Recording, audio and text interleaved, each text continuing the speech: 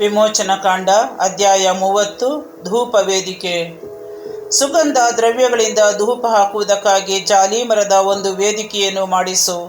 ಅದು 1 ಮೊಳ ಉದ್ದ ಹಾಗೂ 1 ಮೊಳ ಅಗಲವಾಗಿದ್ದು ಚಚ್ಚೌಕವಾಗಿರಲಿ. ಅದರ ಎತ್ತರ 2 ಮೊಳವಿರಲಿ. ಅದರ ಕೊಂಬುಗಳು ಅದರ ಅಂಗಾಂಗವಾಗಿರಲಿ. ಅದರ ಮೇಲ್ಭಾಗಕ್ಕೂ 4 ಪಕ್ಕಗಳಿಗೂ ಹಾಗೂ ಕೊಂಬುಗಳಿಗೂ ಚೊಕ್ಕ ಬಂಗಾರದ ತಗಡುಗಳನ್ನು ಹೊದಿಸಬೇಕು. ಸುತ್ತಲೂ ಚಿನ್ನದ ತೋರಣ ಕಟ್ಟಿಸಬೇಕು. ಅದರ ಕೆಳಗೆ ವೇದಿಕೆ 2 ಪಕ್ಕಗಳಲ್ಲಿ 2 ಚಿನ್ನದ ಬಳೆಗಳನ್ನು ಮೂಲೆಗಳಲ್ಲಿ ಹಾಕಿಸಬೇಕು. ವೇದಿಕೆಯನ್ನು ಹೊರುವುದಕ್ಕೆ ಗುದಿಗೆಗಳನ್ನು ಅವುಗಳಲ್ಲಿ ಸೇರಿಸಬೇಕು. ಆ ಗುದಿಗೆಗಳನ್ನು ಜಾಲಿ ಮರದಿಂದ ಮಾಡಿಸಿ ಅವುಗಳಿಗೆ ಚಿನ್ನದ ತಗಡುಗಳನ್ನು ಹೊದಿಸಬೇಕು. ಆಜ್ಞಾಶಾಸನಗಳಿರುವ ಮಂಜೂಷದ ಮುಂದೆ ಇರುವ ಈ ತೆರೆಗೆ ಎದುರಾಗಿ, ಅಂದರೆ ಆಜ್ಞಾಶಾಸನಗಳ ಮೇಲಿರುವಂಥ ಹಾಗೂ ನಾನು ನಿನಗೆ ದರ್ಶನ ಕೊಡುವಂಥ ಕೃಪಾಸನದ ಮುಂದೆ ಅದನ್ನು ಇರಿಸಬೇಕು. ಆರೋನನು ಪ್ರತಿನಿತ್ಯವೂ ಬೆಳಿಗ್ಗೆ ದೀಪಗಳನ್ನು ಸರಿಪಡಿಸುವಾಗ ಹಾಗೂ ಸಂಜೆ ದೀಪಗಳನ್ನು ಹೊತ್ತಿಸುವಾಗ ಆ ವೇದಿಕೆಯ ಮೇಲೆ ಸುಗಂಧ ದ್ರವ್ಯಗಳಿಂದ ಧೂಪವನ್ನು ಹಾಕಬೇಕು. ಹೀಗೆ ನಿಮ್ಮಿಂದ ಮತ್ತು ನಿಮ್ಮ ಸಂತತಿಯವರಿಂದ ಸರ್ವೇಶ್ವರನಾದ ನನ್ನ ಸನ್ನಿಧಿಯಲ್ಲಿ ಎಡೆಬಿಡದೆ ಧೂಪಾರ್ಪಣೆ ಇರಬೇಕು. ಆ ವೇದಿಕೆಯ ಮೇಲೆ ಬೇರೆ ಯಾವ ಪವಿತ್ರ ಧೂಪವನ್ನು ಹಾಕಕೂಡದು. ಅದರ ಮೇಲೆ ದಹನ ಬಲಿಯನ್ನಾಗಲಿ ಅನ್ನಪಾನ ದ್ರವ್ಯಗಳನ್ನಾಗಲಿ ಅರ್ಪಿಸಕೂಡದು. ಆರೋನನ ಮತ್ತು ಅವನ ಸಂತತಿಯವರು ವರ್ಷಕ್ಕೊಮ್ಮೆ ಪಾಪ ಪರಿಹಾರಕ ಯಜ್ಞ ಪಶುವಿನ ರಕ್ತವನ್ನು ಆ ವೇದಿಕೆಯ ಕೊಂಬುಗಳಿಗೆ ಹಚ್ಚಿ ಅದರ ವಿಷಯವಾಗಿ ದೋಷ ಪರಿಹಾರವನ್ನು ಮಾಡಬೇಕು. ಅದು ಸರ್ವೇಶ್ವರನಾದ ನನಗೆ ಪರಮ ಪವಿತ್ರವಾದುದು. ಗುಡಾರಕ್ಕೆ ಕೊಡಬೇಕಾದ ತೆರಿಗೆ. ಸರ್ವೇಶ್ವರ ಸ್ವಾಮಿ ಮೋಶೆಗೆ ಹೀಗೆಂದು ಹೇಳಿದರು: ನೀನು ಇಸ್ರಾಯೇಲರ ಜನಗಣತಿ ಮಾಡುವಾಗ ಲೆಕ್ಕಿಸಬೇಕಾದ ಪ್ರತಿಯೊಬ್ಬನು ತನ್ನ ಪ್ರಾಣಕ್ಕೆ ಈಡಾಗಿ ಸರ್ವೇಶ್ವರನಾದ ನನಗೆ ತೆರಿಗೆಯನ್ನು ಕೊಡಬೇಕು. ಆಗ ಅವರಿಗೆ ಯಾವ ವಿಪತ್ತು ಸಂಭವಿಸದು. ಲೆಕ್ಕಿತರಾದವರಲ್ಲಿ ಪ್ರತಿಯೊಬ್ಬರು ನನಗೆ ಅರ್ಧ ಶೆಕೆಲ್ ನಾಣ್ಯದ ಮೇರೆಗೆ ತೆರಿಗೆ ಕಟ್ಟಬೇಕು. ದೇವರ ಸೇವೆಗೆ ನೇಮಕವಾದ 20 ಗೇರಾ ತೂಕದ ನಾಣ್ಯದ ಮೇರೆಗೆ ಅರ್ಧರ್ಧ ನಾಣ್ಯವನ್ನು ತೆರಿಗೆಯಾಗಿ ಕೊಡಬೇಕು. ಜನಗಣತಿಯಲ್ಲಿ ಸೇರಿಸಲಾದ 20 ವರ್ಷದ ಹಾಗೂ ಅದಕ್ಕೂ ಹೆಚ್ಚು ವಯಸ್ಸಿನವರು ಈ ತೆರಿಗೆಯನ್ನು ನನಗೆ ಕಟ್ಟಬೇಕು. ಪ್ರಾಣ ರಕ್ಷಣೆಯ ಈ ತೆರಿಗೆಯನ್ನು ನನಗೆ ಕೊಡುವವರಲ್ಲಿ ಐಶ್ವರ್ಯವಂತರು ಅರ್ಧ ನಾಣ್ಯಕ್ಕಿಂತ ಹೆಚ್ಚು ಕೊಡಬಾರದು, ಬಡವರು ಕಮ್ಮಿ ಕೊಡಬಾರದು. ಪ್ರಾಣ ರಕ್ಷಣೆಯ ಈ ಹಣವನ್ನು ನೀನು ಇಸ್ರಾಯೇಲರಿಂದ ಶೇಖರಿಸಿ ದೇವ ದರ್ಶನದ ಗುಡಾರದ ಸೇವೆಗೆ ಉಪಯೋಗಿಸು. ಇಸ್ರಾಯೇಲರ ಪ್ರಾಣವನ್ನು ಉಳಿಸಬೇಕೆಂಬುದಾಗಿ ಈ ತೆರಿಗೆ ಸರ್ವೇಶ್ವರನಾದ ನನ್ನ ಸನ್ನಿಧಿಯಲ್ಲಿ ಜ್ಞಾಪಕಪಡಿಸುವುದು. ತಾಮ್ರದ ತೊಟ್ಟಿ.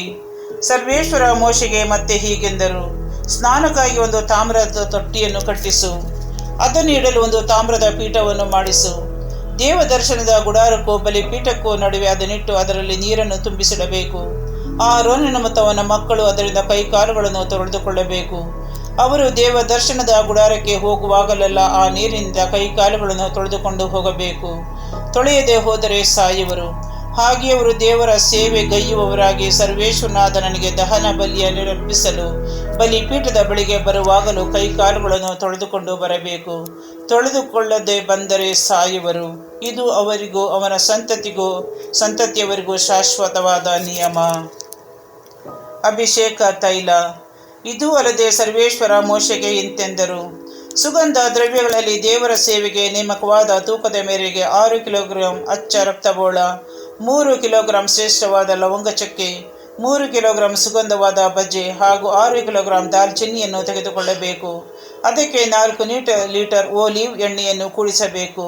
ಬಿಕ್ಕಿಟ್ಟುಗಾರರ ಪದ್ಧತಿಯ ಮೇರೆಗೆ ಇವುಗಳನ್ನು ಮಿಶ್ರ ಮಾಡಿ ದೇವರ ಸೇವೆಗಾಗಿ ಅಭಿಷೇಕ ತೈಲವನ್ನು ತಯಾರಿಸಬೇಕು. ಅದರಿಂದ ದೇವದರ್ಶನದ ಗುಡಾರ, ಆಜ್ಞಾಶಾಸನಗಳ ಮಂಜೂಷ, ಮೇಜಿನ ಉಪಕರಣಗಳು, ದೀಪವೃಕ್ಷದ ಉಪಕರಣಗಳು, ಧೂಪ ವೇದಿಕೆ, ಬಲಿಪೀಠದ ಉಪಕರಣಗಳು, ನೀರಿನ ತೊಟ್ಟಿ ಹಾಗೂ ಅದರ ಪೀಠ ಇವುಗಳನ್ನೆಲ್ಲ ಅಭಿಷೇಕಿಸಬೇಕು.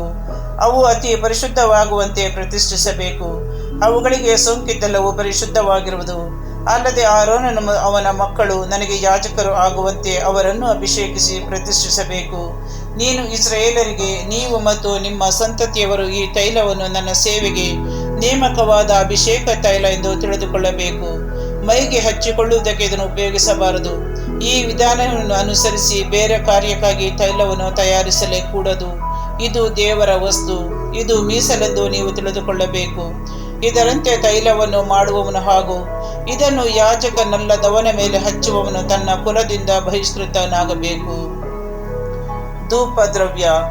ಸರ್ವೇಶ್ವರ ಮೋಶೆಗೆ ಮತ್ತೆ ಆಜ್ಞಾಪಿಸಿದ್ದೇನೆಂದರೆ, ನೀನು ಹಾಲು ಮಡ್ಡಿ, ಗುಗ್ಗಲ ಹಾಗೂ ಗಂಧದ ಚಕ್ಕೆ ಎಂಬ ಪರಿಮಳ ದ್ರವ್ಯಗಳನ್ನು ಹಾಗೂ ಸ್ವಚ್ಛವಾದ ಧೂಪವನ್ನು ಸಮಭಾಗವಾಗಿ ತೆಗೆದುಕೊಂಡು ಸುವಾಸನೆಯುಳ್ಳ ಬುಕ್ಕಿಟ್ಟಾಗಿರುವಂತೆ ಪರಿಮಳ ದ್ರವ್ಯಕಾರರು ಮಾಡುವಂತೆ ಕಲಸಿ ಉಪ್ಪು ಹಾಕಿ ದೇವರ ಸೇವೆಗೆ ಸ್ವಚ್ಛವಾದ ಧೂಪ ದ್ರವ್ಯವನ್ನು ಮಾಡಿಸಬೇಕು. ಅದರಲ್ಲಿ ಸ್ವಲ್ಪವನ್ನು ಪುಡಿ ಮಾಡಿಸಿ ದೇವದರ್ಶನ ಗುಡಾರದೊಳಗೆ ಆಜ್ಞಾಶಾಸನಗಳಿರುವ ಮಂಜೂಷದ ಎದುರಾಗಿ ನಾನು ನಿನಗೆ ದರ್ಶನ ಕೊಡುವ ಸ್ಥಳದಲ್ಲಿ ಇಡಬೇಕು. ನೀವು ಆ ಧೂಪ ದ್ರವ್ಯದ ವಿಧಾನದ ಮೇರೆಗೆ ನಿಮ್ಮ ಸ್ವಂತ ಉಪಯೋಗಕ್ಕೋಸ್ಕರ ಧೂಪ ದ್ರವ್ಯವನ್ನು ಮಾಡಿಸಲೇಬಾರದು. ಅದು ಸರ್ವೇಶ್ವರನಾದ ನನ್ನ ಸೇವೆಗೆ ಮಾತ್ರ ಉಪಯೋಗಿಸಬೇಕಾದ ಮೀಸಲಾದ ಪದಾರ್ಥವೆಂದು ಭಾವಿಸಬೇಕು. ಕೇವಲ ಸುವಾಸನೆಗಾಗಿ ಅಂಥದ್ದನ್ನು ಮಾಡಿಸಿಕೊಳ್ಳುವವನನ್ನು ಅವನ ಕುಲದಿಂದ ಬಹಿಷ್ಕರಿಸಬೇಕು.